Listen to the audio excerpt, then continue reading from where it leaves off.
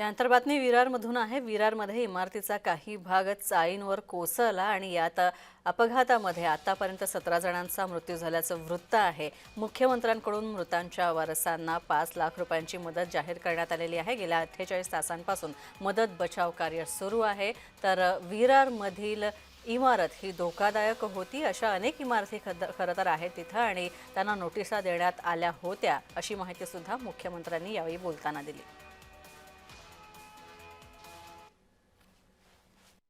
मुळातच या इमारतीला मे महिन्यामध्ये नोटीसही देण्यात आली होती आणि स्ट्रक्चरल ऑडिटचीही नोटीस देण्यात आली होती। तथापि मला असं वाटतं की लोकांनी फार गांभीर्याने ते घेतलं नाही आणि त्यातनं ही दुर्घटना झाली। पण शेवटी लोकांचाही प्रश्न असतो, लोकांना दुसरीकडे कुठे राहायला जायचं, असं अचानक जागा मिळत नाही, त्यामुळे त्यांनाही आपल्याला दोष देता येणार नाही। पण ही घटना गंभीर आहे। आम्ही आता सध्या शासनाच्या वतीनं 5 लाख रुपये प्रत्येकी अशा प्रकारचं त्या ठिकाणी घोषित केलेलं आहे।